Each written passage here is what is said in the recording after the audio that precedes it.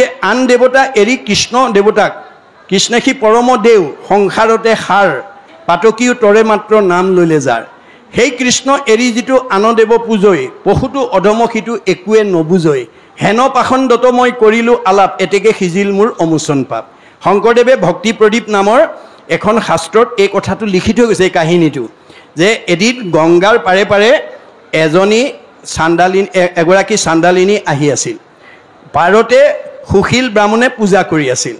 চাণ্ডালিনী আহি সুধিলে, বোপা সুশীল তুমি কাৰ পূজা কৰিছা? আই চাণ্ডালিনী, মই বিষ্ণুতকৈ শ্ৰেষ্ঠ দেৱতা পূজা।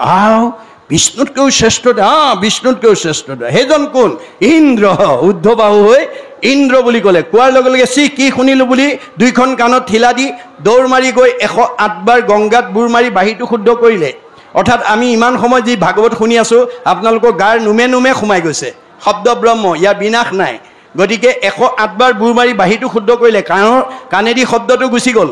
তাৰ প্ৰতিক্ৰিয়াৰ পৰা নিজক বচাবৰ কাৰণে পাৰতে বহি কৃষ্ণৰ নাম জপ কৰি আছে। তেনেতে আহি ইন্দ্ৰ আহি নাৰদ আহি পালেহি। নাৰদে আহি ক'লে, আই চাণ্ডালিনী তুমি তিতা বস্তুৱে কি কৰিছা? বোপা কি ক'বা, আজি মোৰ দুৰ্ঘটনা। কি হ'ল? মই গংগাৰ পাৰে পাৰে আহি আছিলোঁ, সুশীলে পূজা কৰি আছিলে। কাৰ পূজা বুলি সুধিলোঁ, বিষ্ণুতকৈ শ্ৰেষ্ঠ দেৱতা বুলি ক'লে। সেইজন কোন বুলি সোধাত ইন্দ্ৰ বুলি ক'লে। মই শুনাৰ লগে লগে কাণত ঠিলা দি 108 বাৰ গংগাত বুৰ মাৰি বাহিৰটো শুদ্ধ কৰিলোঁ, কিন্তু কাণেদি শব্দটো গুচি গ'ল। গতিকে সেই শব্দটোৰ প্ৰতিক্ৰিয়াৰ পৰা নিজক বচাবৰ কাৰণে মই কৃষ্ণ নাম জপ কৰি আছোঁ। তেতিয়া নাৰদে ক'লে, কি কোৱা চাণ্ডালিনী? যাক চুলে গা ধুব লাগে, যাৰ ছাঁটো গচকিলে অপবিত্ৰ হয়, যাৰ লগত সংলাপ কৰিলে অপবিত্ৰ হয়, তোমাক অপবিত্ৰ কৰিছে, এইটোতহে মই আশ্চৰ্য প্ৰকাশ কৰিছোঁ।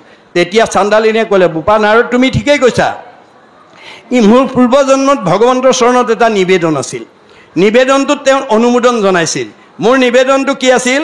যে প্ৰভু কৰ্মফলে জীৱা জন্ম হৌক সংসাৰত, তভু নচাৰোক চিত তোৱা চৰণত।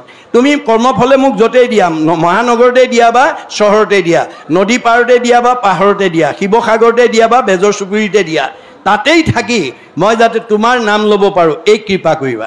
গতিকে তুমি কোৱাৰ দৰে মই কৰ্মফলে চাণ্ডালিনীৰ গৰ্ভত জন্ম ল'লোঁ সঁচা, কিন্তু কৃষ্ণ সি পৰম দেও সংসাৰতে সাৰ পাতকীও তৰে মাত্ৰ নাম ল'লে যাৰ সেই কৃষ্ণ এৰি যিটো আন দেৱ পূজৈ পশুটো অধম সিটো একোৱে নুবুজৈ হেন পাখণ্ডত মই কৰিলোঁ আলাপ এতেকে সিজিল মোৰ অমোচন পাপ। মনত ৰাখিব কথাটো। কৃষ্ণ দেৱতা এৰি আন দেৱতা পুজিব পাৰিব। শংকৰদেৱে কৈছে, আনৰ ধৰ্মক নিন্দা নকৰিবা, পৰৰ ধৰ্মক নিহিংসিবা কদাচিত, কৰিবা ভূতকদায়া সকৰু নচিত, শৈৱ শান্ত চিত্ত সৰ্ব ধৰ্মত বৎসল, এই ভাগৱত ধৰ্ম জানা মহাবল। আপোনালোকৰ লগত মোৰ তেজৰ সম্বন্ধ নাই, ব্লাড ৰিলেশ্যন নাই, কিন্তু আত্মাৰ সম্পৰ্ক আছে। আত্মা দৃষ্টিত আমি সকলো ভগৱানৰ অংশ জীৱ। গতিকে মোৰ চকুৰ আগত কিবা ভুল হ'লে মই আঙুলিয়াই থৈ যোৱাটো মোৰ মানৱীয় দায়িত্ব। মানিলে তৰিব, নামানিলে মৰিব, কিন্তু নিন্দা নকৰিব। মনত ৰাখিব। আপুনি মইনো কোন? ভগৱানৰ পৰম সখা অৰ্জুনেও প্ৰতিবাদ কৰিছিলে, তুমি চব নামতে হয় বুলি কৈছা, তপ জপ যাগ যজ্ঞ হোম ব্ৰত মিছা নেকি? নাই নাই সখী, তাৰ সত্যতা আছে। তাৰ সত্যতা সেই ঠাইতে থাকিব য'ত সূৰ্যৰ পোহৰ নাই, ত'তেই আন্ধাৰ থাকিব। য'ত সূৰ্যৰ পোহৰ থাকে তাত আন্ধাৰ থাকিব নোৱাৰাটো যেনেকৈ বিজ্ঞানসন্মত বাস্তৱ সত্য। মোৰ সূৰ্যস্বৰূপ নাম য'ত নাই তাত তপ জপ যজ্ঞ কৰিব লাগিব। যজ্ঞ নাই মোৰ নাম সূৰ্যৰ উদয়, তৈ দেখে প্ৰকাশে তপ জপ যজ্ঞ ছয়।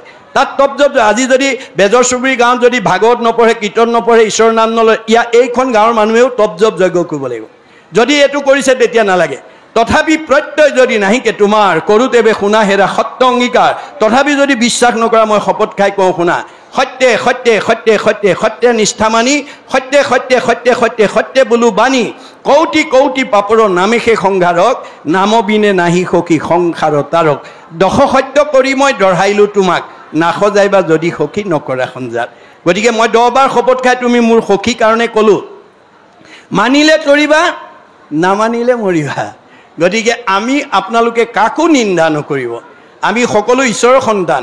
কোনোবাই জানি কোনোবাই নাজানি ভুল কৰিছে, আপুনি আঙুলিয়াই থৈ যাব, কিন্তু নিজৰ মতেৰে নহয়, বেদৰ মতেৰে, ভাগৱতৰ মতেৰে।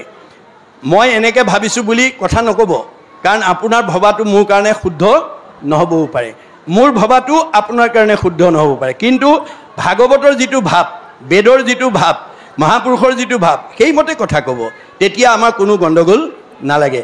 পৰম